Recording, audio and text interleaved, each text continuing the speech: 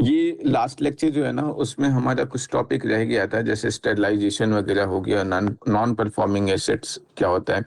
इसमें हम लोग देखेंगे कैपिटल एडिक्वेसी रेशियो क्या है, विलफुल डिफॉल्टर का कॉन्सेप्ट क्या है, बैड बैंक का कॉन्सेप्ट क्या है। फिर हम लोग मनी सप्लाई के बारे में हल्का बहुत देखेंगे, मनी मल्टीप्लायर क्या है। इस टॉपिक को बहुत ही ज्यादा डिटेल में नहीं पढ़ना है, बच्चे बहुत डिटेल में पढ़ लेते हैं। उतना डिटेल में कभी यूपीएससी में क्वेश्चन आया नहीं है, क्लियर है। तो बस अपन देखेंगे मनी सप्लाई क्या होता है, मनी मल्टीप्लायर क्या है, फिर नॉन बैंकिंग फाइनेंशियल कंपनीज क्या होता है, इनके बारे में आज हम लोग देखेंगे, क्लियर है।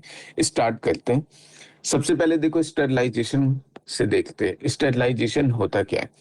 देखो अगर स्टेरलाइजेशन में बताऊं ना, तो सिंपल ऐसे समझो कि सपोज कर लो जो इंडियन इकोनॉमी है, इस इंडियन इकोनॉमी में, क्लियर है, ये जो इंडियन इकोनॉमी है, इसमें फॉरेन फ्लोज का इनफ्लो बहुत ज्यादा हो गया है। मतलब फॉरेन फंड्स वगैरह हो गया, या लोग जो इंडिया में इन्वेस्टमेंट कर रहे हैं, या मान लो टूरिस्ट जो हैं वो इंडिया में आ रहे हैं, तो उसकी वजह से जो फॉरेन करेंसी है उसका इन्फ्लोज इंडिया में काफी ज्यादा हो रहा है। अब अगर फॉरेन करेंसी इंडिया में बहुत ज्यादा होगा तो उस केस में क्या होगा, रुपी तो हमारा एप्रिशिएट करेगा, क्लियर है। अगर रुपी एप्रिशिएट करेगा तो उस केस में फिर हम लोग क्या देखते हैं कि ये रुपी एप्रिशिएट करने से मतलब जो हमारा एक्सपोर्ट सेक्टर है उसको कहीं ना कहीं नुकसान होगा, और दूसरा रुपी एप्रिसिएशन लॉन्ग टर्म में इंडिया के लिए अच्छा है भी नहीं। अगर रियल ग्रोथ इंडिया का नहीं हुआ है तो वो रुपी एप्रिसिएशन तभी अच्छा है जब वो मतलब रियल ग्रोथ के थ्रू हो रहा है। तो अब ये रुपी एप्रिसिएशन को रोकने के लिए आरबीआई क्या करता है, आरबीआई इन फॉरेन करेंसीज को परचेज करना स्टार्ट कर देगा। मतलब ये आरबीआई क्या करेगा, इस फॉरेन करेंसी को परचेज करेगा, क्लियर है। अब अगर परचेज करेगा तो फिर उसमें क्या होगा, ये फॉरेन करेंसी आरबीआई ले लेगा और बदले में वो मार्केट में क्या डालेगा, रुपीस डालेगा। मतलब रुपीस जो है वो मार्केट में क्या हो जाएगा, ये मार्केट में रुपीस जो है वो बढ़ गया। अब अगर मार्केट में रुपीस बढ़ जा रहा है तो इसका मतलब क्या है, कहीं ना कहीं इन्फ्लेशन बढ़ सकता है, क्लियर है। अगर इन्फ्लेशन बढ़ जाएगा तो वो तो फिर हो सकता है मार्केट के लिए अच्छा ना हो। तो इसकी वजह से इन्फ्लेशन ना बढ़े, इसीलिए अब आरबीआई क्या करेगा कि जो गवर्नमेंट सिक्योरिटीज है, जैसे ट्रेजरी बिल, टी बिल्स वगैरह हो गया, बॉन्ड हो गया, डिबेंचर्स हो गया, ये जो गवर्नमेंट बिल्स, गवर्नमेंट सिक्योरिटीज हैं, इन गवर्नमेंट सिक्योरिटीज को बेचना स्टार्ट कर देगा, क्लियर है। अब अगर आरबीआई इस गवर्नमेंट सिक्योरिटीज को सोल्ड करेगा तो उस बेचेगा तो उससे क्या होगा, लोग जो है वो गवर्नमेंट सिक्योरिटीज परचेज करेंगे, और ये जो मार्केट में पैसा था, जो मनी सप्लाई बढ़ गया था, ये पैसा क्या होगा मार्केट से, ये पैसा वापस किसके पास चला जाएगा, आरबीआई के पास चला जाएगा।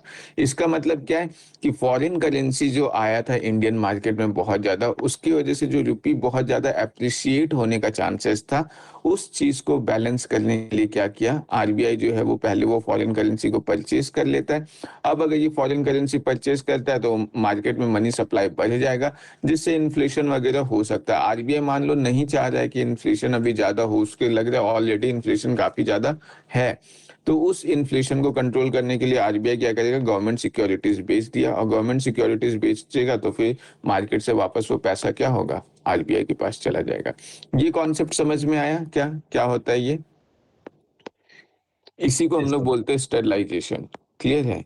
इस प्रोसेस को स्टेरलाइजेशन क्यों बोलते हैं, क्योंकि फॉरेन करेंसीज के इनफ्लो की वजह से मार्केट जो है वो मतलब मार्केट में फॉरेन करेंसी का जो इनफ्लो हो जाए ना, उसकी वजह से मतलब आरबीआई जब यहाँ पे हमारा फॉरेन करेंसी को खरीद रहा है तो इन्फ्लेशन ना हो, इस इन्फ्लेशन को स्टेरलाइज करने के लिए जब आरबीआई जो है गवर्नमेंट सिक्योरिटीज बेचता है, तो उस प्रोसेस को हम लोग स्टेरलाइजेशन बोलते हैं, क्लियर है। ये ध्यान में रखना, ये बिल्कुल वैसा ही है जैसे हमारा मार्केट स्टेबलाइजेशन स्कीम था, बिल्कुल वैसे ही है जो अपन लास्ट लेक्चर में देख चुके हैं, क्लियर है। अब आ जाओ, कुछ हल्का बेसिक सा कॉन्सेप्ट है, और ये लगभग अब लास्ट है हमारा बैंकिंग का। कुछ कुछ छोटा छोटा कॉन्सेप्ट जो रह गया था उसको हम लोग देख लेते हैं। सबसे पहले आज हम लोग देख लेते हैं नॉन परफॉर्मिंग एसेट्स का क्या कॉन्सेप्ट होता है, क्लियर है। तो देखो, नॉन परफॉर्मिंग एसेट समझने से पहले सबसे पहले तो ये समझना पड़ेगा कि हमारा एसेट क्या होता है, और दूसरा हमारा लाइबिलिटी क्या होता है, क्लियर है। देखो होता क्या है ना, जैसे सपोज कर लो ये बैंक है, ये बैंक जो है ये क्या किया, ये मुझे लोन दिया, क्लियर है। किसी भी पर्सन ए को ये लोन दे रहा है बैंक। अब अगर ये पर्सन ए को बैंक लोन दे रहा है तो वो जो लोन अमाउंट होगा वो उस बैंक के लिए क्या होगा, ये इस बैंक के लिए एसेट हो गया। क्लियर है। अब जो ये लोन है, मान लो ये जो लोन दिया है, मान लो ये लोन किसे दिया है, मान लो ये ए पर्सन है, ये ए बोरोवर को दिया है। तो इस बोरोवर के लिए ये जो अमाउंट होगा, ये जो लोन अमाउंट होगा वो क्या होगा, लाइबिलिटी होगा। बैंक के लिए ये एसेट क्यों बोलते हैं, क्योंकि बैंक जब ये लोन दे रहा है तो इस लोन के थ्रू वो कहीं ना कहीं अर्न करेगा। अर्न क्या करेगा, इंटरेस्ट रेट अर्न करेगा। क्लियर है। तो ये जो भी अर्निंग है, जो भी मतलब उसका इसको एसेट इसलिए बोल रहे हैं कि इसके थ्रू वो क्या कर रहा है, अर्न कर रहा है, ये इसका पूंजी है। क्लियर है। बोरोवर के लिए लाइबिलिटी क्यों है, क्योंकि बोरोवर जो है लाइबल है, उसे ये चीज जो है वापस बैंक को लौटाना पड़ेगा और वो भी विथ इंटरेस्ट लौटाना पड़ेगा। क्लियर है। तो ये कहीं ना कहीं जो बोरोवर है उस पर ये कर्ज है, इसलिए इसको लाइबिलिटी बोल रहे हैं। क्लियर है। अब देखो जो एसेट होता है ना, ये एसेट तो तभी काम का है बैंक के लिए जब वो बैंक के वो जो एसेट है वो क्या हो, वो पता है बैंक को कि वो एसेट उसको वापस मिल जाएगा। और दूसरा क्या है कि उस एसेट से वो इंटरेस्ट रेट भी अर्न कर रहा है, उस लोन से इंटरेस्ट रेट भी अर्न कर रहा है, तभी तो वो एसेट कहलाएगा। तो अब देखो, अब नाम से बिल्कुल क्लियर है, जब मैं बोल रहा हूँ नॉन परफॉर्मिंग एसेट, क्लियर है, नॉन परफॉर्मिंग एसेट, जब मैं बोल रहा हूँ नॉन परफॉर्मिंग एसेट, इसका मतलब क्या, वो एसेट जो परफॉर्म करना बंद कर चुका है। परफॉर्म करना बंद कर चुका है मतलब क्या, कि अब इस एसेट से बैंक को कोई इंटरेस्ट रेट नहीं मिल रहा है। क्लियर है। कोई इंटरेस्ट रेट नहीं मिल रहा, और दूसरा वो जो लोन दिया था वो भी मतलब अब हो सकता है रिकवर नहीं हो रहा है। तो वैसे केसेस में जो है हम लोग वैसे एसेट को क्या बोलते हैं, नॉन परफॉर्मिंग एसेट्स। मतलब वैसा लोन जो बैंक दिया है जो डिफिकल्ट टू रिकवर है। क्लियर है। जिसको रिकवर करना अब डिफिकल्ट हो गया है, तो उसको हम लोग बोलते हैं एनपीएस। तो अब देखो, ये जो एनपीए है ना, ये जो नॉन परफॉर्मिंग एसेट्स है, इसको टाइम के अकॉर्डिंग, टाइम लिमिट के अकॉर्डिंग जो है कैटेगराइज किया गया है। क्लियर है। जैसे सपोज कर लो, कोई भी लोन को हम लोग कब बोलेंगे नॉन परफॉर्मिंग एसेट, अगर अगर कोई भी इन जनरल नॉर्मल लोन है और उसका जो इंस्टॉलमेंट है वो 90 दिन से ज्यादा ओवर ड्यू हो चुका है। क्लियर है। कि इंस्टॉलमेंट जो है वो ड्यू है, is due for more than 90 days. Clear है। अगर ऐसा हो गया है तो वैसे केसेस में हम लोग क्या बोलेंगे, उसको हम लोग बोल सकते हैं कि ये जो है ये एनपीए हो सकता है। लेकिन अगर सपोज ये क्या था, ये हमारा नॉर्मल लोन्स के लिए था। क्लियर है। अगर सपोज कर लो हमारा एग्रीकल्चरल लोन है, अगर एग्रीकल्चरल लोन है तो उस केस में अब हम लोग क्या बोलेंगे, अगर सपोज कर लो ये एग्रीकल्चरल लोन में भी शॉर्ट टर्म लोन है। क्लियर है।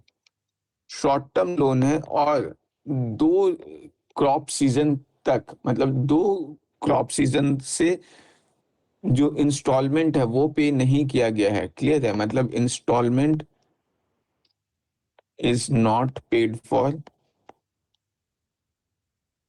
2 क्रॉप सीजन। तो उस केस में हम लोग क्या बोलेंगे कि ये जो है ये हमारा क्या हो गया, नॉन परफॉर्मिंग एसेट्स हो गया। क्लियर है। और सिमिलरली अगर लॉन्ग टर्म लोन है,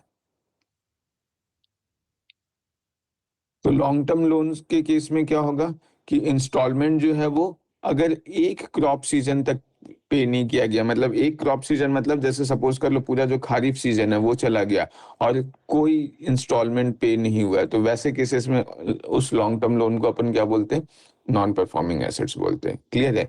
अब ये जो नॉन परफॉर्मिंग एसेट है इसको टाइम के बेसिस पे देखो कैसे कैटेगराइज किया गया है। कैटेगराइज किया गया है कैसे, एनपीए को। सपोज कर लो जो एनपीए है, मतलब कोई भी ऐसा नॉन परफॉर्मिंग एसेट्स जो है वो लगभग मतलब 12 मंथ्स या 12 मंथ से कम के लिए है। क्लियर है। तो वैसे केसेस 12 मंथ से अगर कम के लिए है तो वैसे केसेस में उस एनपीए को जो है वो हम लोग क्या बोलते हैं, सब स्टैंडर्ड। और अगर सपोज कर लो कोई भी लोन जो है वो एनपीए है, वो एग्जैक्टली लगभग मतलब सब स्टैंडर्ड एनपीए जो है, ये सब स्टैंडर्ड एनपीए जो है, कोई भी लोन जो है वो लगभग 12 मंथ्स के लिए हो जाता है। तो उस केस में हम लोग वैसे लोन को क्या बोलेंगे, डाउटफुल एसेट, कि अब तो ये डाउटफुल है कि शायद मिलेगा या नहीं मिलेगा। और अगर कोई भी लोन जो है, अगर आरबीआई डिक्लेयर कर दिया है कि अब ये रिकवर होगा ही नहीं, मतलब चांस ही नहीं है, तो वैसे केसेस में उस एसेट्स को हम लोग क्या बोलते हैं, लॉस एसेट्स बोलते हैं। लॉस एसेट ये कौन डिक्लेयर कर रहा है, ये डिक्लेयर आरबीआई कर रहा है। और क्या बोल रहा है इस एसेट के बारे में, कि ये अनरिकवेबल है। क्लियर है कि अब ये रिकवर किया ही नहीं जा सकता। तो ये जो है, ये बेसिक कुछ-कुछ एनपीएस के बारे में है। मेन चीज़ अभी हम लोग यहाँ पे देख लेते हैं कि एनपीए होता क्यों है? क्लियर है कि क्या-क्या ऐसा फैक्टर्स है जिसकी वजह से एनपीए होता है? Factors responsible for NPA. देखो क्या-क्या फैक्टर है एनपीए के लिए। सबसे पहला चीज जो है वो ध्यान में रखना है कि अगर इकोनॉमी में स्लो डाउन आता है, स्लो डाउन आ रहा है मतलब क्या, कि जैसे मान लो कोई बैंक जो है वो लोन लिया होगा, लोन लेने के बाद वो सोचा होगा कि हम इन्वेस्टमेंट करते हैं, अपना प्रोडक्शन बढ़ाते हैं। वो अपना प्रोडक्शन तो बढ़ा दिया, बट मार्केट क्या हो गया, स्लो डाउन आ गया, जैसे कोविड 19 जैसा सिचुएशन आ गया। अब अगर कोविड 19 जैसा सिचुएशन आ जाएगा तो लोग तो वो सामान खरीद ही नहीं रहे, तो अब अगर लोग परचेज ही नहीं करेंगे तो वो बैंक को वापस लोन चुकाएगा कैसे? तो अगर स्लो डाउन है इकोनॉमी में, तो फिर हमारा क्या देखने को मिल रहा है, एनपीए देखने को मिल जा रहा है। कभी-कभी जो इंफ्रास्ट्रक्चर प्रोजेक्ट्स वगैरह होता है ना, उस इंफ्रास्ट्रक्चर प्रोजेक्ट में क्या देखने को मिलता है, डिले देखने को मिलता है। अब अगर डिले है, जैसे सपोज कर लो कोई भी कंपनी है जो रोड बनाने के लिए, मतलब ऐसा जो है गवर्नमेंट से लोन ले लिए, रोड बनाने के लिए जो है मतलब बैंक से लोन ले लिया। अभी क्या है, गवर्नमेंट जो है उस प्रोजेक्ट को या किसी भी रीजन से, लैंड एक्विजिशन वगैरह की वजह से या किसी पॉलिटिकल रीजन की वजह से, वो जो प्रोजेक्ट है वो क्या हो रहा है, डिले हो जा रहा है।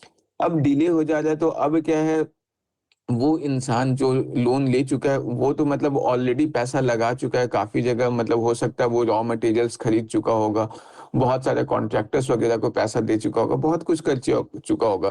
बट अब क्योंकि रोड बना ही नहीं है तो उससे वो टोल टैक्स कैसे कलेक्ट करे? तो वैसे केसेस में अब क्या होगा, क्योंकि वो प्रोजेक्ट जो था उसका कमेंसमेंट में काफ़ी ज़्यादा डिले हो गया, शुरुआत करने में ही बहुत ज़्यादा डिले हो गया, तो अब वो क्या होगा, अब वो लोन टाइम पे चुकता नहीं कर पाएगा। तो इसीलिए ये जो डिले है ना, जो एनपीएज़ है, वो देखा भी जाता है कि जो इंफ्रास्ट्रक्चर है, इंफ्रास्ट्रक्चर सेक्टर जो है,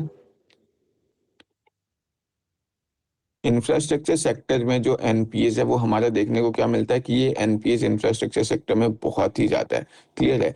क्योंकि इंडिया के केस में ये बहुत आम बात है कि प्रोजेक्ट वगैरह डिले हो जाना। कभी-कभी कोई रोड जो है वो 10-10 साल तक बन रहा है, जबकि उस रोड को 2-3 साल में बन के तैयार हो जाना चाहिए था। क्लियर है? कभी-कभी कोई-कोई पुल तो ऐसा देखोगे कि जो बनना स्टार्ट हुआ है, आधा बन के रुका हुआ है, 10-15 साल से देख रहे हो उतना ही रुका हुआ है। तो अब वैसे केसेस में क्या होगा, वैसे केसेस में बैंक्स पे प्रेशर बनता है, उसका एनपीएस बढ़ जाता है। क्लियर है? फिर कभी-कभी क्या होता है, एक और रीज़न है एनपीए का, वो है एग्रेसिव लेंडिंग। क्लियर है? Aggressive lending to large industries. देखो होता क्या है ना, कभी-कभी, कभी-कभी ऐसा होता है कि अगर सपोज़ कर लो इकोनॉमी बिल्कुल अच्छे कंडीशन में चल रहा है, सब कुछ सही चल रहा है, तो वैसे केसेस में अब मतलब बैंक क्या सोचता है कि चलो ठीक है, जितना से जितना हो सके इंडस्ट्रीज़ वगैरह को लोन कर दे दे। और जब लोन बहुत ज़्यादा दे दिया जाता है ना, तो वहाँ पे फिर दिक्कत आ जाता है। हो सकता है कंपनीज़, इंडस्ट्रीज़ लोन ले लिए, उसके बाद फिर जैसा बैंक को लगा था कि इकोनॉमी आगे वैसा ही चलेगा, वैसा चला नहीं। या इंडस्ट्रीज़ जो है फिर बाद में चुकता नहीं कर पाए। तो कभी-कभी ये एग्रेसिव लेंडिंग जो होता है ना, ये भी मतलब कहीं न कहीं दिक्कत का काम करता है। फिर हम लोग देखते हैं लोन रिलेटेड फ्रॉड्स भी बहुत ज़्यादा होते हैं। क्लियर है? लोन रिलेटेड फ्रॉड्स जैसे हम लोग देख सकते हैं, विजय माल्या का इश्यू, फिर कौन एक थे, विजय माल्या का इश्यू तो बहुत ही ज़्यादा फ़ेमस है। उसके बाद फिर कोई एक मोदी थे कोई, नीरव ध्यान, मोदी। हाँ, नीरव मोदी, तो वो जो है मतलब इस टाइप से जो विलफुल डिफ़ॉल्टर्स होते हैं, वो बहुत ज़्यादा देखने को मिलता है। कि करप्शन वगैरह जो है ये बहुत ज़्यादा पंजाब नेशनल बैंक के केस में देखने को मिला था, कि बहुत बार क्या है कि पता है कि जो बैंक इंस्टीट्यूशंस है, मतलब जो सामने वाला कंपनी है वो बहुत अच्छा परफ़ॉर्म नहीं कर रहा है, बैंक नहीं दे पाएगा, फिर भी जो गवर्नमेंट बैंक्स हैं, वो क्या करते हैं, वो फिर भी लोन दे देते हैं, क्लियर है? जबकि उन्हें दिख रहा है कि कंपनी लॉस में चल रहा है, वो उतना लोन वापस रीपे करने के लिए सक्षम ही नहीं है। तो ये करप्शन वगैरह भी बहुत ज़्यादा देखने को मिलता है। उसके बाद फिर जो है विलफुल डिफ़ॉल्टर्स, जैसा अभी मैंने नीरव मोदी और विजय माल्या का केस बताया, कि विलफुल डिफ़ॉल्टर जो है ये केसेस भी देखने को मिलता है कि मतलब बहुत बार क्या होता है ना, बहुत लोग लोन ले लेते हैं और जानबूझकर चुकता नहीं करते। ये जो है ये छोटे केसेस में तो बहुत ज़्यादा देखने को मिलता है कि बहुत सारे लोग जो हैं वो मतलब सपोज़ कर लो कोई क्रेडिट कार्ड इश्यू कर लिए, पहले अपने नाम से क्रेडिट कार्ड इश्यू किए, फिर उसको डिफ़ॉल्ट कर दिए, फिर मतलब अपने वाइफ़ के नाम से कर लिए, फिर मान लो अगर कोई पॉपुलर फ़िगर है, तो अननोन लोगों के नाम से, जैसे सपोज़ कर लो कि कोई गरीब इंसान है तो उसके नाम से मतलब क्रेडिट कार्ड या डेबिट कार्ड वगैरह ऐसा इश्यू कर लिया, उससे लोन ले लिया और उसके बाद फिर खत्म कर दिया। तो इस तरीके से ये विलफुल डिफ़ॉल्टर वाला वाला जो केस है, ये भी बहुत ज़्यादा देखने को मिलता है। देखो मैं बता देता हूँ, एक बार विलफुल डिफ़ॉल्टर को अच्छे से देख लो। ये विलफुल डिफ़ॉल्टर होता क्या है? विलफुल डिफ़ॉल्टर का सिंपल सा मतलब है जो इंटेंशनली लोन पे नहीं कर रहा है। क्लियर है? इंटेंशनली जो डिफ़ॉल्ट है, उसको हम लोग जो है विलफुल डिफ़ॉल्टर बोलते हैं। मतलब ये इंसान जो है वो लोन देने की कंडीशन में है, फिर भी लोन नहीं पे कर रहा है, या फिर लोन तो लिया किसी और चीज़ के लिए लेकिन उसका इस्तेमाल कहीं और कर लिया। मान लो लोन लिया शॉप खोलने के लिए, बट वो शॉप नहीं खोला है, वो क्या किया, उस लोन का जो है वो पर्सनल एक्सपेंसेस में कार वगैरह या कुछ भी अपना पर्सनल एक्सपेंसेस में खर्च कर दिया, या जाकर के गोवा का ट्रिप ही कर लिया। तो वैसे केसेस में ये जो है ये हमारा विलफुल डिफ़ॉल्टर कहता है, क्लियर है? या फिर कभी-कभी होता है कि लोग लोन ले लिए हैं और उसके बाद फिर लोन लेकर के सपोज़ कर लो कार खरीद लिया और बाद में वो क्या किए, उस कार को बेच दिए, क्लियर है?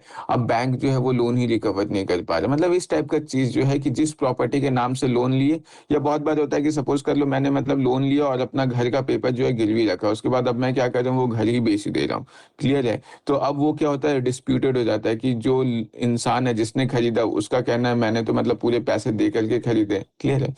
तो वो एक डिस्प्यूट हो जाता है, तो बैंक के लिए एक तरीके से वो पूरा पैसा डूब ही जाता है। तो ये सारा जो है ये विलफुल कैटेगरी का है।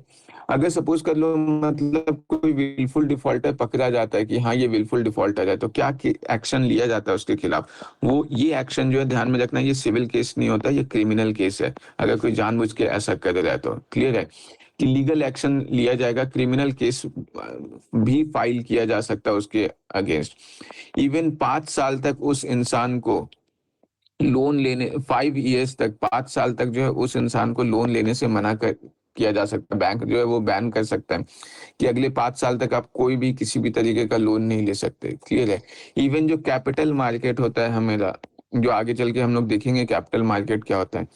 तो ये जो कैपिटल मार्केट है, इसमें मतलब जो कंपनीज़ वगैरह जो इंसान है, वो इन्वेस्ट नहीं कर सकता या पार्टिसिपेट नहीं कर सकता। कैपिटल मार्केट मतलब क्या है? जैसे सपोज़ कर लो बॉन्ड खरीदना या शेयर मार्केट हो गया, क्लियर है? या फिर सिक्योरिटीज़ मार्केट, जो भी डिबेंचर्स वगैरह हो गया, गवर्नमेंट सिक्योरिटीज़ वगैरह परचेज़ करना हो गया। तो ये जो पूरा कैपिटल मार्केट है, उससे उस इंसान को बैन किया जा सकता है, क्लियर है? तो ये चीज़ ध्यान में रखना है। तो अब जो गवर्नमेंट है, ये जो नॉन परफॉर्मिंग एसेट्स है, जब विलफुल डिफॉल्टर्स ऐसा कर देते हैं, क्लियर है? तो अब वैसे में कंपनीज़ क्या, अच्छा एक चीज़ और मैं बता देता हूँ, ये जो करप्शन है ना, ये करप्शन ज़्यादा कहाँ देखने को मिलेगा? पब्लिक सेक्टर बैंक्स में देखने को मिलेगा ना, तो ये चीज़ ध्यान में रखना, क्योंकि करप्शन ये पब्लिक सेक्टर बैंक्स में ज़्यादा होता है, इसलिए करप्शन के थ्रू जो एनपीएज़ होता है, वो भी पब्लिक सेक्टर बैंक्स में ज़्यादा देखने को मिलेगा कि लोग जो है पब्लिक सेक्टर बैंक से ज़्यादा लोन लेकर के एनपीएस ज़्यादा करते हैं। क्लियर है? ये चीज़ ध्यान में रखना। ऐसा एक बार शायद क्वेश्चन पूछा जा चुका है, स्टेटमेंट बेस्ड था कि एनपीएस जो है वो प्राइवेट सेक्टर बैंक का पब्लिक सेक्टर बैंक से ज़्यादा है, या ऐसे कुछ ऐसे ही रिलेटेड समथिंग कोई क्वेश्चन था। क्लियर है? तो ये चीज़ ध्यान में रखना। अब ये एनपीए जो है इसको रिकवर करने के लिए क्या किया जाता है? तो जैसे सपोज़ कर लो जो भी मॉर्टगेज प्रॉपर्टी है, उस प्रॉपर्टी वगैरह को क्या किया जाता है? सेल कर दिया जाता है कि मतलब जो भी प्रॉपर्टी है उसको बेच दिया जाएगा। इस टाइप से किया जाता है। एक मतलब फिर डेब्ट रिकवरी ट्रिब्यूनल जो है वहाँ पे केस चलेगा, क्लियर है? इंसॉल्वेंसी एंड बैंक्रप्सी कोड का प्रोसीजर वगैरह चलता है, ये सब उतना ज़्यादा जानना अभी पीटी पर्सपेक्टिव से ज़रूरी नहीं है और ना ही इस साल बहुत ज़्यादा रेलेवेंट है। इसलिए मैं इंसॉल्वेंसी एंड बैंक्रप्सी कोड वगैरह पे बहुत ज़्यादा डिस्कशन अभी नहीं करने जा रहा। क्लियर है? ये चीज़ ध्यान में रखना। ये ध्यान में रखो कि कौन से ऐसे सेक्टर्स हैं जहाँ पे नॉन परफॉर्मिंग एसेट्स का केस बहुत ज़्यादा देखा जाता है। तो जो टेक्सटाइल इंडस्ट्री है, एविएशन में हम लोग देखे थे किंगफिशर वगैरह हो गया, बहुत बड़ा स्कैम करके चला गया। माइनिंग इंडस्ट्रीज वगैरह में देखने को मिलता है, इंफ्रास्ट्रक्चर हो गया, सीमेंट, एग्रीकल्चर, ये वो सारे सेक्टर्स हैं जिन पे एनपीएस का केस बहुत ज्यादा देखा जाता है। और जैसा कि मैंने बताया कि जो ज्यादा एनपीएस है वो किस में है, पब्लिक सेक्टर बैंक्स में ज्यादा है, गवर्नमेंट बैंक्स वगैरह में ज्यादा देखने को मिलता है। क्लियर है? फिर आ जाओ, ये एक टर्म है कैपिटल एडिक्वेसी रेशियो, थोड़ा इंपॉर्टेंट टर्म है। क्लियर है? देखो, कैपिटल एडिक्वेसी रेशियो होता क्या है। इस कैपिटल एडिक्वेसी रेशियो को समझने से पहले सबसे पहले हम लोग को ये समझना पड़ेगा कि रिस्क वेटेड एसेट्स क्या होता है। क्लियर है? रिस्क वेटेड एसेट्स, देखो, ये रिस्क वेटेड एसेट्स समझो कुछ इस तरीके से। सपोज क्या है कि ये जो बैंक है, इस बैंक ने इस पर्सन ए को लोन दिया, कितने का, रुपीस, मान लेते हैं 100 रुपीज का लोन दिया। क्लियर है? अब ये जो पर्सन ए है, इस बैंक के पास कुछ तो गिरवी रखेगा। गिरवी क्या रखा है इसने, ₹20 का मान लो प्रॉपर्टी डॉक्यूमेंट्स रखा है गिरवी। क्लियर है? प्रॉपर्टी डॉक्यूमेंट्स जो है वो गिरवी रखा है। तो अब यहाँ पे जो बैंक है, अगर सपोज कर लो ये ए पर्सन जो है ये डिफॉल्ट कर जाता है, तो उस केस में ये जो बैंक है इसके पास मतलब वो रिकवर कितना कर सकता है, उस प्रॉपर्टी को बेच करके ₹20 ही रिकवर कर सकता है ना। मतलब यहाँ पे जो ₹80 हो गया, ये हमारा क्या हो गया, ये हमारा रिस्क वेटेड एसेट्स हो गया। रिस्क वेटेड एसेट मतलब समझ में आया ना क्या होता है risk weighted assets? Yes sir. Clear है? बहुत सिंपल सा कॉन्सेप्ट है। तो देखो, जो कैपिटल एडिक्वेसी रेशियो होता है ना, वो क्या होता है, वो जो बैंक का टोटल जो कैपिटल है, क्लियर है, टोटल कैपिटल मतलब क्या, टोटल वो रिजर्व्स जिससे जिससे बैंक जो है वो इन फ्यूचर गुड्स और सर्विसेज जनरेट कर सकता है, मतलब जिससे वो इनकम अर्न कर सकता है। तो बैंक का जो भी टोटल कैपिटल है, जो भी टोटल रिजर्व्स है, उसका रेशियो होता है किससे, जो भी बैंक का रिस्क वेटेड एसेट्स है। क्लियर है? रिस्क वेटेड एसेट्स इंटू 100, ये जो रेशियो आएगा, ये जो परसेंटेज आएगा, इसको हम लोग क्या बोलते हैं, कैपिटल एडिक्वेसी रेशियो या फिर CAR। क्लियर है? तो ये चीज ध्यान में रखना। अब बताओ, जितना ज्यादा रिस्क हाई होगा उतना ज्यादा, मतलब अगर सपोज कर लो यहाँ पे जैसे रिस्क कितना था, ₹80 जो था वो रिस्क वेटेड एसेट्स था। अगर रिस्क वेटेड एसेट बहुत ज्यादा हाई हो रहा है तो उस केस में क्या है, वो लोन जो है वो मतलब बैंक के लिए सही नहीं है। क्लियर है? तो ये बस ध्यान में रखना कि कैपिटल एडिक्वेसी रेशियो जो है ना, ये कहीं ना कहीं बैंक्स का फाइनेंशियल स्ट्रेंथ और स्टेबिलिटी को मेजर करता है कि कौन सा बैंक जो है वो कितना ज्यादा, मतलब उसका फाइनेंशियल स्ट्रेंथ क्या है, कितना ज्यादा स्टेबल है। जितना ज्यादा कैपिटल एडिक्वेसी रेशियो होगा, जितना ज्यादा CAR होगा, इसका मतलब क्या, वो बैंक उतना ही ज्यादा स्टेबल है, उतना ही ज्यादा उसका फाइनेंशियल स्ट्रेंथ है। क्लियर है? क्यों? क्योंकि उसका रिस्क वेटेड एसेट्स क्या है, उतना कम है। क्लियर है? ये देख लो ना, रिस्क वेटेड एसेट्स और CAR, ये दोनों क्या है, कहीं ना कहीं इनवर्सली प्रोपोर्शनल नहीं है। रिस्क वेटेड एसेट्स अगर बहुत ज्यादा होगा तो कैपिटल एडिक्वेसी रेशियो क्या होगा, वो कम होगा, मतलब बैंक का फाइनेंशियल स्ट्रेंथ और स्टेबिलिटी क्या होगा, कम होगा। अगर रिस्क वेटेड एसेट्स जो है वो बहुत कम होगा, इसका मतलब क्या है, जो CAR होगा वो क्या होगा, ज्यादा होगा, मतलब बैंक का फाइनेंशियल स्ट्रेंथ या स्टेबिलिटी ज्यादा होगा। क्लियर है? तो अब क्या है कि सपोज कर लो मैं किसी बैंक के म्यूचुअल फंड में इन्वेस्ट कर रहा हूँ या किसी बैंक में SIP खोल रहा हूँ या फिक्स डिपॉजिट कर रहा हूँ, तो मैं पहले देखूंगा ना कि उस बैंक का कैपिटल एडिक्वेसी रेशियो है क्या। अगर उस बैंक का कैपिटल एडिक्वेसी रेशियो जो है वो बहुत ही कम है, तो इसका मतलब क्या है, वो रिस्क वेटेड एसेट्स में बहुत ज्यादा उसके पास है। इसका मतलब इन फ्यूचर वो बैंक जो है वो मुझे पैसा हो सकता है नहीं भी लौटा पाए। समझ में आ जाए? तो ये इसका मेन जो पर्पस है वो कहीं ना कहीं ये डिटरमाइन करना है कि बैंक का फाइनेंशियल स्ट्रेंथ या स्टेबिलिटी क्या है। लेकिन एक चीज और मैं बता देता हूँ, ये जो है ये कहीं ना कहीं वर्ल्ड ओवर जितने भी बैंक्स है वो सारे जो हैं मतलब वो सब का मतलब एक तरीके से वो सारे बैंक्स को मतलब ये जो बेसल में एक कन्वेंशन हुआ था, उस बेसल कन्वेंशन में कहीं न कहीं सबको एक गाइडलाइन प्रोवाइड किया गया था कि हर बैंक को जो है कैपिटल एडिक्वेसी रेशियो मेंटेन करके रखना होगा 9 टू 11% ऐसे समथिंग अराउंड, क्लियर है? इंडिया में आरबीआई के गाइडलाइन के अकॉर्डिंग जो है जितने भी बैंक्स हैं उन लोगों को गाइडलाइन है कि कम से कम 9% का तो सीएआर जो है वो मेंटेन करना ही करना है। मैक्सिमम आप जितना चाहो उतना कर लो, 20% करो, 15% करो, ये सब कितना भी करो, लेकिन 9% से कम नहीं कर सकते। मतलब जो आपका सीएआर है, बैंक का जो टोटल कैपिटल है, क्लियर है? और जो रिस्क वेटेड एसेट्स का जो रेशियो है, ये जो है ये 9% से ज़्यादा मतलब 9% से कम नहीं हो सकता, क्लियर है? तो ये चीज़ ध्यान में रखना, फर्दर आगे कभी भी बैंक्स वगैरह का कोई एसआईपी वगैरह लेना हो या फिर म्यूचुअल फंड्स वगैरह में इन्वेस्ट करना हो या फिर फिक्स्ड डिपॉजिट वगैरह कुछ भी ऐसा करना हो, तो एक बार उस बैंक का कैपिटल एडिक्वेसी रेशियो को जा करके देख लो कि वो बैंक उतना स्टेबल है भी या नहीं इन फ्यूचर लौटाने के लिए, क्लियर है? तो वही पर्पस क्या है सीएआर का, तो हम लोग देखें रिस्क मैनेजमेंट ऑफ बैंक है कि रिस्क को कम करता है, फाइनेंशियल लॉसेस जो है ये कम करने का कोशिश करता है, क्योंकि जब बोला जा रहा है कि इतना से कम मतलब इतना से कम आप सीएआर कर ही नहीं सकते, 9% से कम सीएआर आप नहीं कर सकते, तो मतलब क्या है, कहीं ना कहीं एक स्टेबिलिटी प्रोवाइड करने का कोशिश कर रहा है आरबीआई हमेशा, क्लियर है?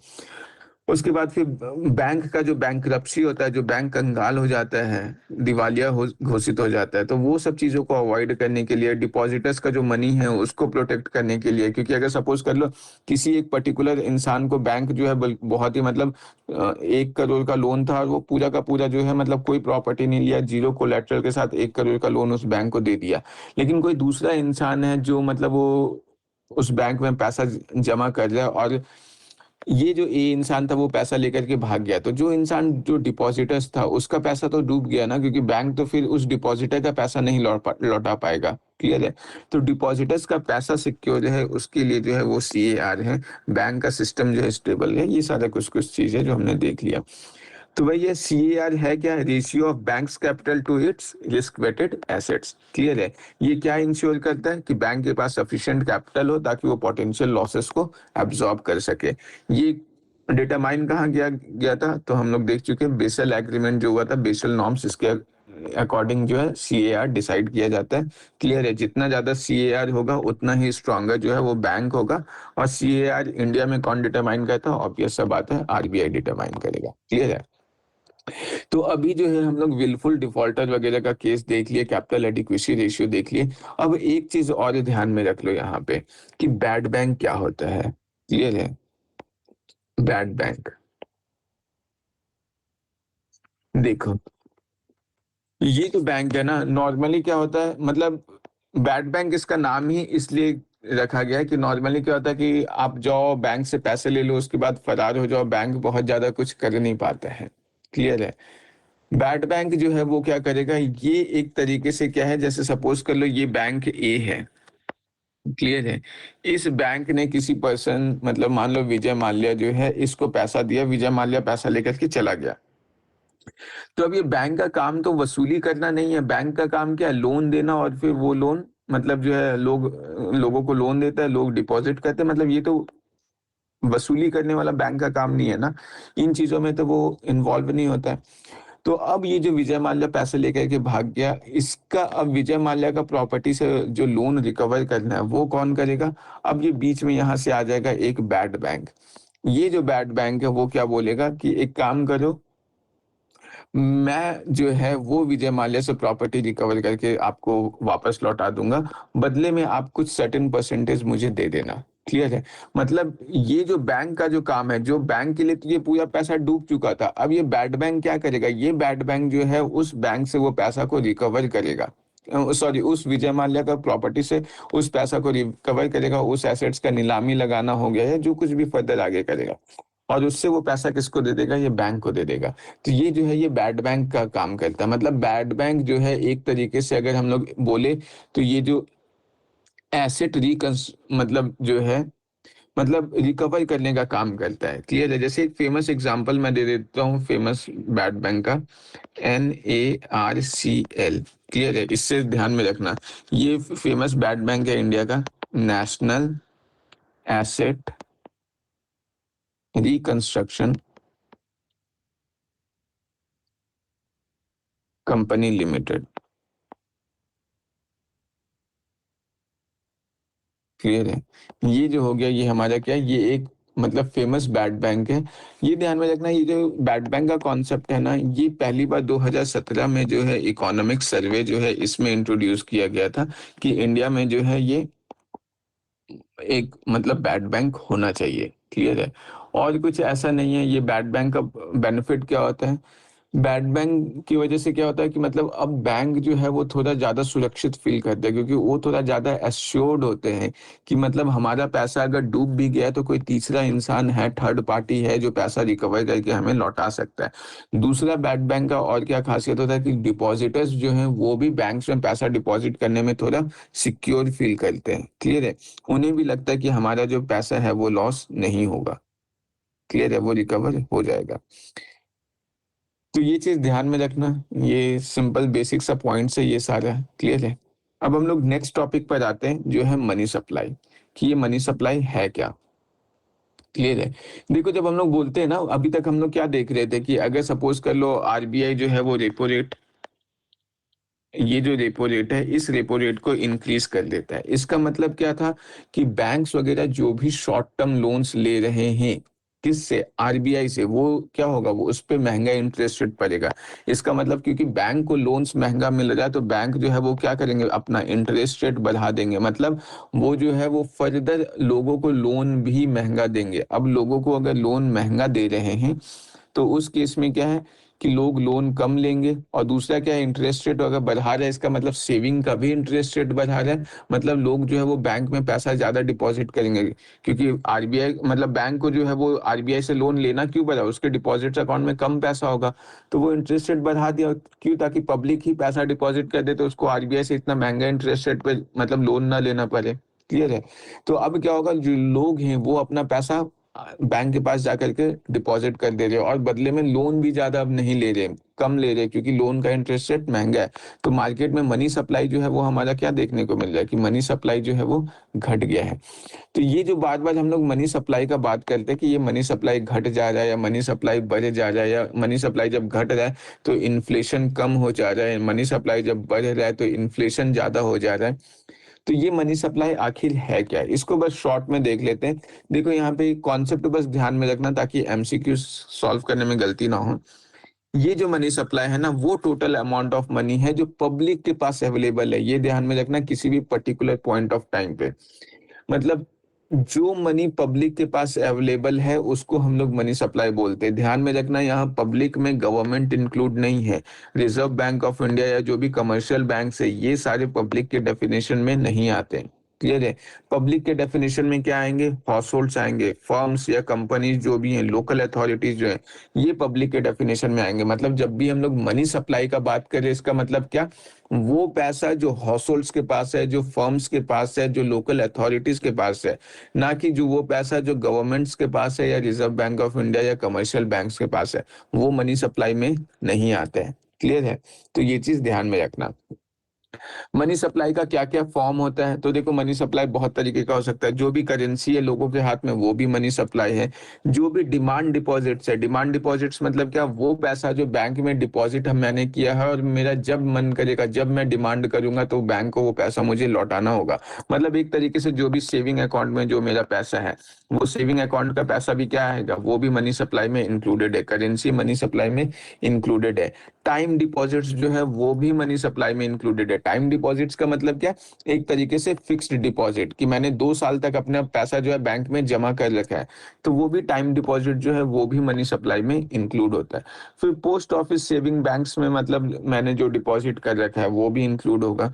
Deposits at banks and other banks और आरबीआई। क्लियर है?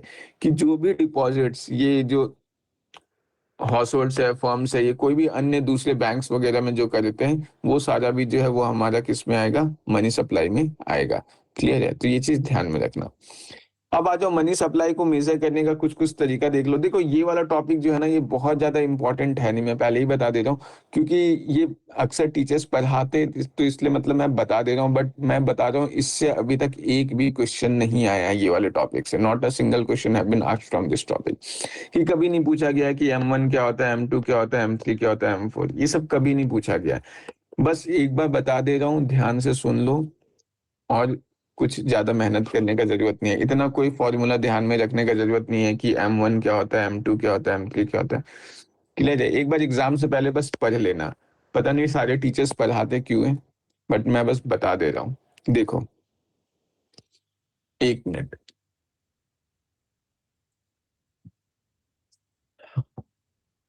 चलो ठीक है, स्टार्ट करते हैं। देखो, ये जो मनी सप्लाई है ना, ये जो अभी हमने देखा कि मनी सप्लाई का फॉर्म्स क्या है। इन मनी सप्लाई को मेज़र करने के लिए, क्लियर है? मतलब जो है कुछ टर्म्स है। टर्म्स मतलब क्या, ये सारे के सारे हैं मनी सप्लाई ही, बस इसका नाम बदला हुआ है। किसी को M0 बोलते हैं, किसी को M1 बोलते हैं, किसी को M2, किसी को M3, किसी को M4 ऐसे बोलते हैं। यहाँ पे अभी हम लोग क्या देखेंगे कि M0 से जैसे-जैसे हम लोग M4 की तरफ जाएँगे, मतलब M0 का लिक्विडिटी जो है वो बहुत ही हाई होगा और जैसे-जैसे नीचे जाएँगे लिक्विडिटी क्या होगा? लिक्विडिटी हमारा घटता जाएगा। क्लियर है? ये चीज़ अभी हम लोग देखेंगे कि कैसे होता है। लिक्विडिटी का डेफिनिशन मैंने बताया था कि लिक्विडिटी का डेफिनिशन क्या है?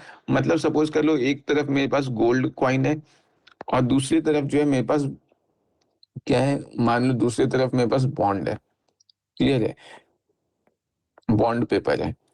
अब अगर सपोज़ कर लो ये गोल्ड कॉइन जो है इसका वैल्यू भी जो है वो मान लो ₹1000 है और ये जो बॉन्ड पेपर है इसका वैल्यू भी ₹1000 है।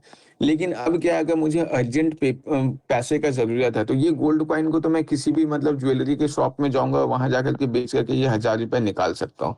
बट ये बॉन्ड पेपर क्या है, इसका तो एक फिक्स्ड टेन्योर होगा कि ये बॉन्ड पेपर 2 साल का मैच्योरिटी का होगा, 3 साल का होगा, 1 साल का होगा। उसके बाद ही मैं इस पेपर को लिक्विडिटी मतलब वो मैं कन्वर्ट कर सकता हूँ, बदले में ये ₹1000 ले सकता हूँ। क्लियर है? या फिर मुझे कोई थर्ड पार्टी ऐसा ढूँढना पड़ेगा जो इस बॉन्ड पेपर को खरीदने के लिए तैयार हो जाए।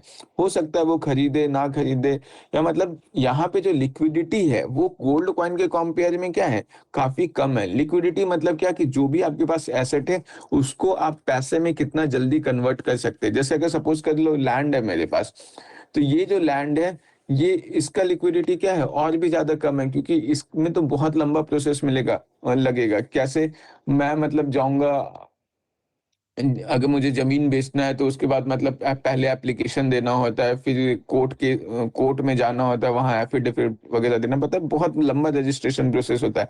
1-2 महीने लग जाता है ज़मीन का खरीद-बिक्री करने में, क्लियर है? तो इसका लिक्विडिटी क्या है और भी ज़्यादा कम होगा। तो वही हम लोग अभी ये देखेंगे कि M0 से लेकर के M4 तक जो हम लोग जाएँगे, जैसे-जैसे नीचे जाएँगे लिक्विडिटी क्या है बढ़ता जाएगा। जो सबसे इम्पोर्टेंट यहाँ पे इन सब में से है वो है हमारा M0। एक तरीके से देखा जाए तो यही एक इम्पोर्टेंट है सबसे ज़्यादा, बाकी उतना कुछ है नहीं। ये देखो ये जो M0 है ना, इसको हम लोग बोलते हैं रिज़र्व मनी या फिर high powered money. Reserve money या हाई पावर्ड मनी को समझने के लिए मतलब क्या है, रिज़र्व मनी मतलब सिंपल ऐसे समझो कि वो मनी जो आरबीआई के है, जो आरबीआई के पास रिज़र्व है। जितना भी मनी इन सर्कुलेशन है वो सारा पैसा क्या है, कहीं न कहीं आरबीआई ही तो मतलब आरबीआई गवर्नर का साइन होता है। वही तो ये प्रॉमिस करता है कि मैं धारक को इतना पैसा देने का वादा करता हूँ। क्लियर है? तो ये जो है ये करेंसी इन सर्कुलेशन वो आ जाएगा। फिर जो भी बैंक्स डिपॉज़िट है, जो भी बैंक आरबीआई में पैसा जमा किए हुए वो हमारा रिज़र्व मनी में आएगा और बाकी जितना भी अदर डिपॉज़िट्स है आरबीआई के साथ वो हमारा मतलब जो है रिज़र्व मनी में आ जाएगा। क्लियर है? तो ये चीज़ ध्यान में रखना। और क्या-क्या है, जो भी आरबीआई के पास फॉरेन सेंट्रल बैंक्स का डिपॉज़िट है, वो आ जाएगा। इंटरनेशनल ऑर्गनाइज़ेशंस का जो डिपॉज़िट है या कोई अदर दूसरा जो फाइनेंशियल इंस्टीट्यूशन है, उसका जो भी डिपॉज़िट है आरबीआई के पास, वो सब का सब जो है वो क्या आएगा, वो सब का सब मतलब जो है वो हमारा रिज़र्व मनी में आ जाएगा। मतलब रिज़र्व मनी मतलब सिंपल ऐसे समझो वो सारा मनी जो आरबीआई के पास रिज़र्व है। क्लियर है? इसको हम लोग हाई पावर्ड मनी बोलते हैं। फिर ये जो नैरो मनी है, इस नैरो मनी में क्या है कि इसमें इंक्लूड है करेंसी विद पब्लिक, जो भी करेंसी पब्लिक के साथ है वो, और जो भी डिमांड डिपॉजिट्स कमर्शियल बैंक में लोगों का है। डिमांड डिपॉजिट मतलब समझ रहे हो ना, जब मेरा डिमांड करे मैं उस डिपॉजिट को वापस ले सकता हूँ। तो ये जो है इसको हम लोग नैरो मनी बोलते हैं। क्लियर है? ये सब उतना कोई काम का नहीं है, इतना ज़्यादा उसमें जाना भी मत, एक बार बस देख लेना। क्लियर है? कि ये जो नैरो मनी होता है ये क्या है, मतलब थोड़ा यहाँ पे इसका अगर लिक्विडिटी देखें तो करेंसी विद पब्लिक जो है ये थोड़ा लिक्विड है। फिर demand deposit with commercial bank ये भी थोड़ा लिक्विडिटी इसका हाई रहता है। M2 के केस में क्या है कि ये जो भी M1 में ये दोनों था वो तो रहेगा ही रहेगा, सब साथ ही साथ क्या पोस्ट ऑफिस में जो सेविंग डिपॉजिट्स है वो भी इंक्लूड हो जाएगा।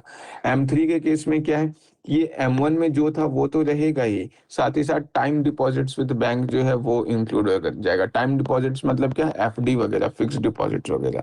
और M4 के केस में क्या है, ये पूरा M3 और plus total post office deposits जो है ये हो जाएगा। क्लियर है, ये सब उतना कोई इंपॉर्टेंट का नहीं है, मन करे तो देखना, नहीं मन करे तो ये सब छोड़ देना। क्लियर है। देखो एक इंपॉर्टेंट कॉन्सेप्ट है जिसपे क्वेश्चन आ रखा है, वो है मनी मल्टीप्लायर इफेक्ट। क्वेश्चन कुछ इस तरीके से मतलब आया था कि मनी मल्टीप्लायर जो है वो मतलब मनी कब मार्केट में ज्यादा मल्टीप्लाई करेगा। क्लियर है। 4-5 ऑप्शन दिया हुआ था कि लोगों का बैंकिंग हैबिट्स बढ़ जाए, इंडिया का पॉपुलेशन बढ़ जाए। क्लियर है, इस टाइप से 4-5 ऑप्शन दिया हुआ था। तो देखो मनी मल्टीप्लायर जो है ना वो तभी बढ़ता है जब मनी का सर्कुलेशन जो है वो मार्केट में जितना ज्यादा होगा। मतलब ये पर्सन ए से पैसा जो है वो पर्सन बी के पास गया, बी से सी के पास गया, सी किसी मान लो बैंक में डिपॉजिट किया, फिर ये बैंक जो है फिर वो मान लो किसी पर्सन डी को लोन दिया। मतलब जितना ज्यादा मनी का सर्कुलेशन होगा मनी मल्टीप्लाई करेगा। कैसे करेगा इस चीज को अभी हम लोग देख लेते हैं। जैसे देखो यहाँ पे बहुत अच्छा एग्जाम्पल है। मान लो क्या है कि मैंने 1,000 रुपए बैंक में डिपॉजिट किया। ये 1,000 रुपए ये जो है बैंक ए है। इस बैंक ए में मैंने कितना डिपॉजिट किया, 1,000 रुपए डिपॉजिट किया। अब ये 1,000 रुपए डिपॉजिट करने के बाद ये बैंक जो है, ये पर्सन मान लो मैं पी हूँ, पी ने बैंक ए में 1,000 रुपए डिपॉजिट किया। मुझे क्या लग रहा है, मेरे पास तो 1,000 रुपए है। अब बैंक जो है इसका क्या है कि रिजर्व रेशियो जो मान लो SLR CRR capital adequacy ratio, मतलब SLR और CRR जो है ये दोनों मिला करके मान लो 10 रुपए उसको बैंक को अपना रिजर्व रखना था, बाकी ये 90 रुपए का तो लोन दे ही सकता है। तो ये 90 रुपए इस बैंक ने क्या किया, मान लो पर्सन क्यू को जो है वो लोन दे दिया। अब ये लोन जो है वो लोन किस लिए लिया है, शॉप खोलने के लिए, शॉपकीपर जो है ये लोन लिया। तो अभी पी को क्या लग रहा है, पी को लग रहा है कि मेरे पास तो, अच्छा यहाँ पे ये 900 रुपीज हो जाएगा। क्लियर है। पी को क्या लग रहा है, पी को लग रहा है कि मेरे पास 1,000 रुपए है और बदले में मुझे बाद में इंटरेस्ट मिलेगा। ये बैंक जो है, ये बैंक क्या किया, बैंक जो है वो 100 रुपए रखा और 900 रुपए जो है वो क्यू को लोन दे दिया।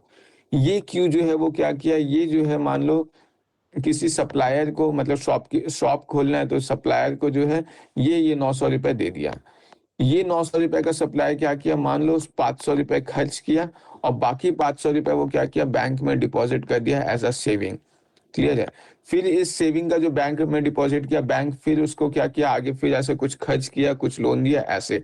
मतलब क्या है, आरबीआई कितना प्रिंट किया था, आरबीआई तो बस ये 1,000 रुपए का नोट प्रिंट किया था। लेकिन सर्कुलेशन क्या हो रहा है, ये पी को भी लग रहा है कि मेरे पास 1,000 रुपए है, बैंक को क्या लग रहा है कि अच्छा मैंने 900 रुपए यहाँ पे दिया तो 900 रुपए तो उसका एसेट हो गया। शॉपकीपर को लग रहा है कि चलो ठीक है, ये 900 रुपए का मैंने इन्वेस्टमेंट कर दिया है, मैंने सप्लायर को दिया है। सप्लायर को लग रहा है कि चलो ठीक है, मैंने 500 रुपए का खर्च किया और 500 रुपए तो मेरे सेविंग अकाउंट्स में डिपॉजिट है। एक्चुअल में मार्केट में था क्या, ये 100 ही रुपए था, 1,000 ही रुपए था ना। बट ये 1,000 रुपए देखो मल्टीप्लाई करके कितने लोगों के पास अलग अलग रुपए चला गया, वही सेम रुपए।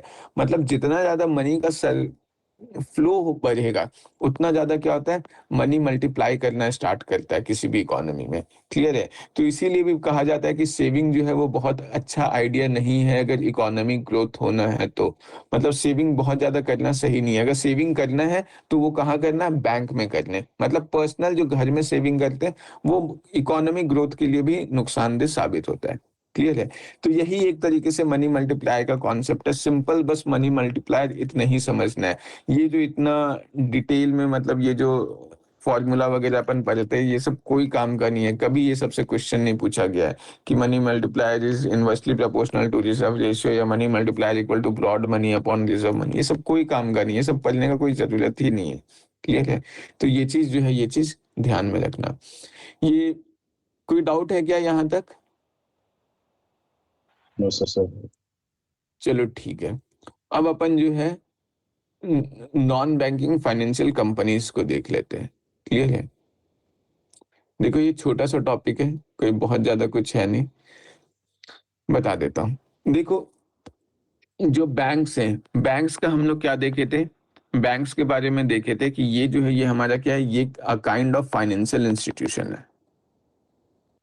क्लियर है? फाइनेंशियल इंस्टीट्यूशन था जिसका सर्टेन फंक्शन था कि ये मतलब डिपॉजिट्स एक्सेप्ट करता था। क्लियर है? उसके बाद फिर लोन देता था।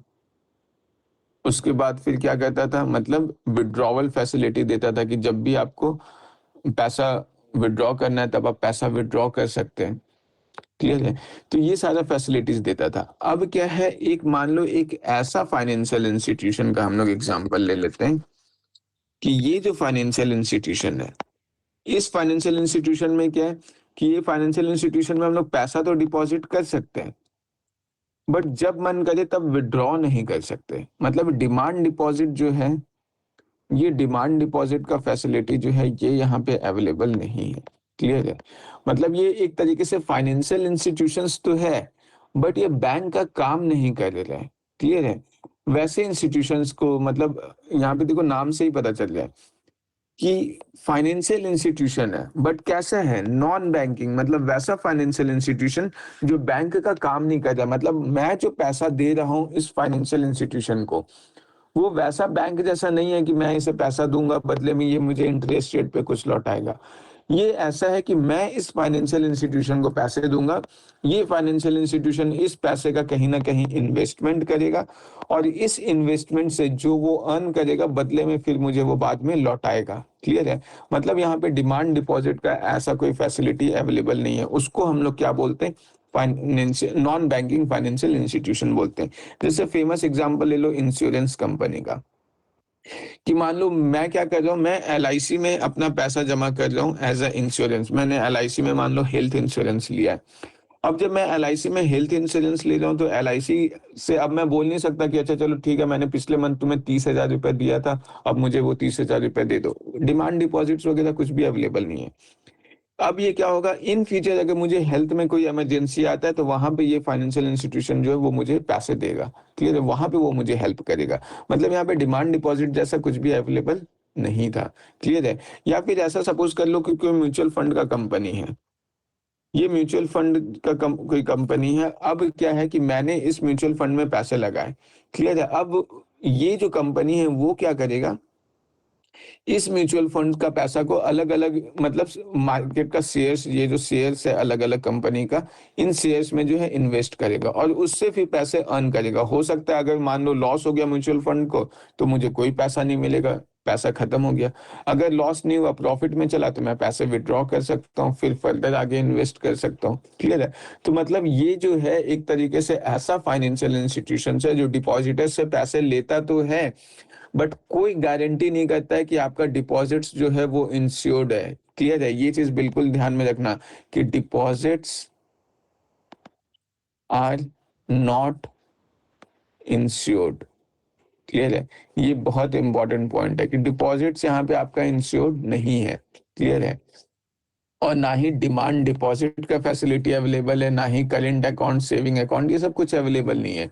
क्लियर है? तो ये ध्यान में रखना। तो अब अगर हम लोग देख ले, ये एनबीएफसीज अब अच्छे से समझ में आ गया होगा ना क्या होता है एनबीएफसीज? Yes sir. चलो ठीक है।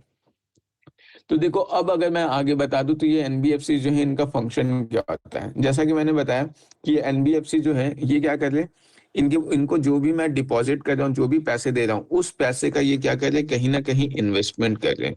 क्लियर है? अब ये जो इन्वेस्टमेंट करेंगे वो इन्वेस्टमेंट बहुत सारी चीजों में कर सकते हैं। ये इन्वेस्टमेंट कुछ ऐसे कर सकते हैं कि किसी प्रोजेक्ट को लैंड कर दे। क्लियर है? कि किसी प्रोजेक्ट को लोन दे दे और सोचे कि अच्छा ठीक है, वो प्रोजेक्ट से वो जब अर्न करेगा तो बदले में मुझे पैसा मिल जाएगा।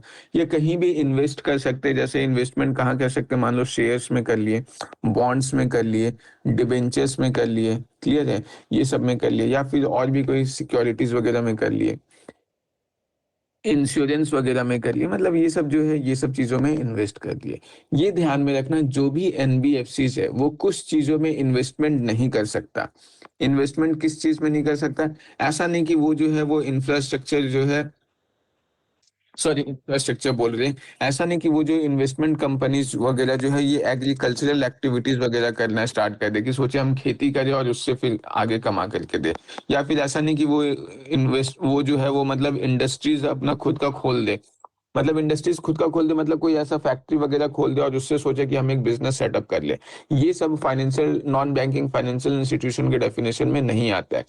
या फिर जो cell purchase of securities, goods और सर्विसेज होता है या सिक्योरिटीज होता है, वो सब नहीं कर सकता। खरीद बिक्री वाला काम ये नहीं कर सकता। या फिर कोई कंस्ट्रक्शन वर्क जो है ये सब नहीं कर सकता है। क्लियर है, ये ध्यान में रखना। या इमूवेबल प्रॉपर्टी वगैरह जो हो गया, जैसे सपोज कर लो जमीन वगैरह हो गया, इन सब का सेल परचेज जो है वो नहीं कर सकता है। ये सब चीज ध्यान में रखना है। क्लियर है। तो वही है, यहाँ पे फंक्शंस क्या है एनबीएफसी का, कि ये जो है बिजनेस या पर्सनल पर्पस के लिए लोन वगैरह देता है, इन्वेस्टमेंट करता है शेयर बॉन्ड डिबेंचर्स वगैरह में। क्लियर है, ये सब काम वो करता है। इंश्योरेंस बिजनेस चिट फंड वगैरह ऑपरेशन वगैरह इन सब में वो काम करता है। एक्टिविटीज क्या क्या एनबीएफसी नहीं कर सकता, तो हम लोग देखे एग्रीकल्चरल एक्टिविटी नहीं कर सकता, इंडस्ट्रियल एक्टिविटीज नहीं कर सकता, गुड्स वगैरह का सेल परचेज नहीं कर सकता, सिक्योरिटीज का सेल परचेज कर सकता है। यहाँ पे ध्यान में रखना, जो सिक्योरिटीज जो भी होगा ना, टी बिल्स वगैरह हो गया, बॉन्ड्स हो गया, म्यूचुअल फंड्स वगैरह हो गया, ये सब का सेल परचेज कर सकता है, बट गुड्स वगैरह का सेल परचेज ऐसा नहीं कर सकता। क्लियर है। या फिर किसी भी इमूवेबल प्रॉपर्टी का कंस्ट्रक्शन सेल परचेज ये सब नहीं कर सकता। ये ध्यान में रखना। रेगुलेटरी अथॉरिटी क्या होता है, जरूरी नहीं कि सारा का सारा एनबीएफसी का रेगुलेशन जो है वो आरबीआई ही करे। कभी कभी आरबीआई के अलावा डिफरेंट अथॉरिटीज भी करते हैं। जैसे इंडिया में जितने भी इंश्योरेंस कंपनीज वगैरह हैं, उन सब का रेगुलेशन कौन करता है? IRDAI करता है, insurance regulatory development authority of India. जितना भी म्यूचुअल फंड है, स्टॉक मार्केट वगैरह जो हो गया, ये सब का रेगुलेशन कौन करता है? सेबी करता है, security exchange board of India. Clear है। तो दोनों के बीच का मैंने डिफरेंस बताया। डिफरेंस क्या है कि जो बैंक्स है वो पेमेंट और सेटलमेंट सिस्टम में पार्टिसिपेट करते, एनबीएफसी जो है वो पेमेंट और सेटलमेंट सिस्टम में पार्टिसिपेट नहीं करते। पेमेंट और सेटलमेंट सिस्टम का मतलब क्या है? पेमेंट और सेटलमेंट सिस्टम का मतलब है, जैसे सपोज कर लो मैंने बैंक को पैसा दिया। क्लियर है। अब मैं जो है वो बैंक से पैसा जब चाहूं तब ले रहा हूं, मतलब पूरा पेमेंट जो भी है वो सब सेटल हो पा रहा है। या वो बैंक जो है किसी दूसरे बैंक को पैसा देगा तो फिर दूसरा बैंक उसको वापस लौटाएगा, मतलब इस टाइप का एक पेमेंट और सेटलमेंट सिस्टम है। यहाँ पे क्या है कि अगर मैं मतलब मान लो म्यूचुअल फंड की किसी कंपनी में पैसा डाल रहा हूँ, वो म्यूचुअल फंड अगर प्रॉफिट करेगा तभी वो मुझे पैसे मिलेंगे, कोई जरूरी नहीं है। तो इस मतलब इसीलिए इसको बोला जाता है कि ये पेमेंट सेटलमेंट सिस्टम में पार्टिसिपेट करता ही नहीं है। वो प्रॉफिट बेसिस पे, प्रॉफिट हुआ तो मिलेगा। या फिर जैसे मान लो हेल्थ इंश्योरेंस है, तो जब मुझे कोई हेल्थ इमरजेंसी आएगा और उसके लिए मैं एलिजिबल हूंगा तभी वो पैसे मुझे मिलेंगे, ऐसे नहीं मिलेंगे। क्लियर है।